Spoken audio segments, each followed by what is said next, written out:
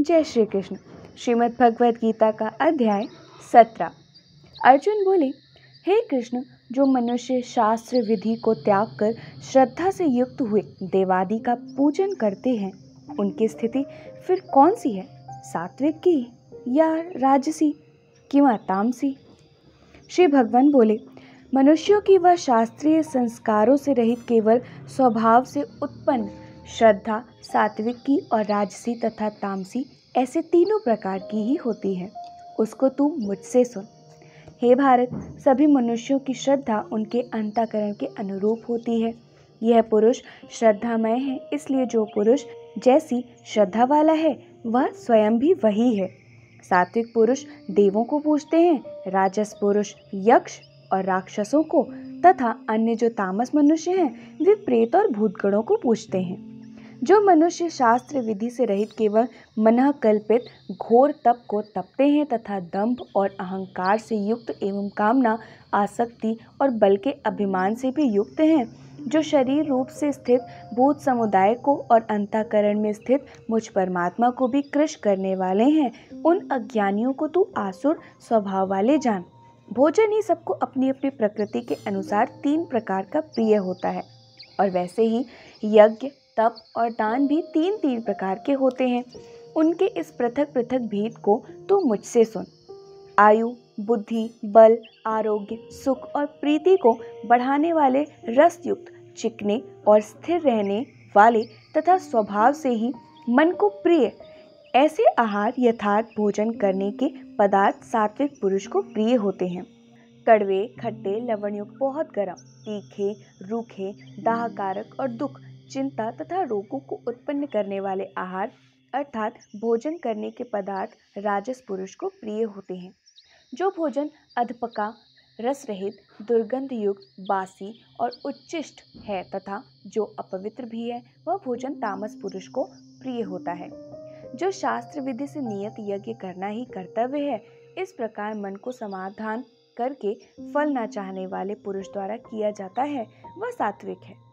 परंतु हे अर्जुन, केवल दंभाचरण के लिए अथवा फल को भी दृष्टि में रखकर जो यज्ञ किया जाता है, उस यज्ञ को तू राजस जान।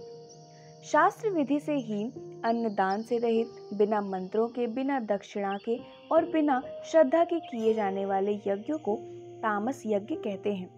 देवता, ब्राह्मण, गुरु और ज्ञानी जनों का पूजन, पवित्रता, सरलता, ब्रह्मचर्य और अहिंसा, यह शरीर संबंधी तप कहा जाता है। जो उद्वेग न करने वाला प्रिय और हितकारक एवं यथार्थ भाषण है तथा जो वेद शास्त्रों के पठन का एवं परमेश्वर के नाम जप का अभ्यास है, वही वाणी संबंधी तप कहा जाता है। मन की प्रसन्नता, शांत भाव, भगवत चिंतन करने का स्वभाव, मन का निग्रह और अंतःकरण के भावों की भली भांति पवित्रता, इस प्रकार यह मन संबंधी तप कहा जाता है। फल को न चाहने वाले योगी पुरुष द्वारा परम श्रद्धा से किए हुए उस पूर्वोक्त तीन प्रकार के तप को सात्विक कहते हैं।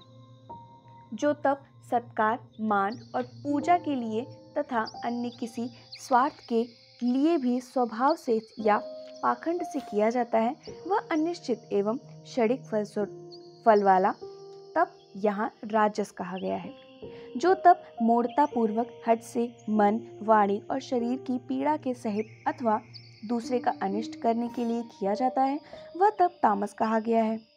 दान देना ही कर्तव्य है, ऐसे भाव से जो दान देश तथा काल और पात्र के प्राप्त होने पर उपकार न करने वाले के प्रति दिया जाता है, वह दान सात्विक कहा गया है।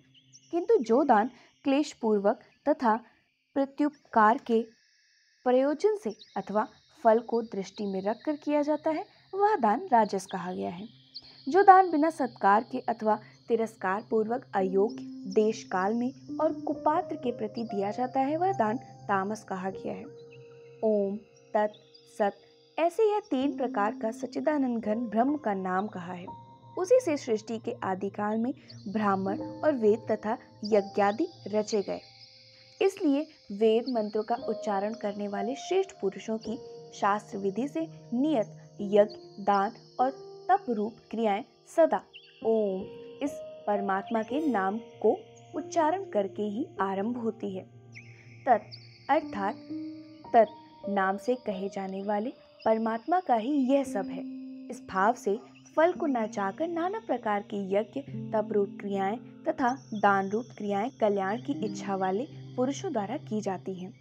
सत्य, इस प्रकार यह परमात्मा का नाम सत्य भाव में और श्रेष्ठ भाव में प्रयोग किया जाता है तथा हे बात, उत्तम कर्म में भी सत्य शब्द का प्रयोग किया जाता है तथा यज्ञ, तप और दान में जो स्थिति है वह भी सत्य इस प्रकार कही जाती है और उस परमात्मा के लिए किया हुआ कर्म निश्चय पूर्वक सत्य ऐसा कहा जाता है। हे अर्जुन, बिना श्रद्धा के किया हुआ हवन, दिया हुआ दान एवं तपा हुआ तप और जो कुछ भी किया हुआ शुभ कर्म है वह समस्त असत इस प्रकार कहा जाता है। इसलिए वह ना तो इस लोक में लाभदायक है और न मरने के बाद ही।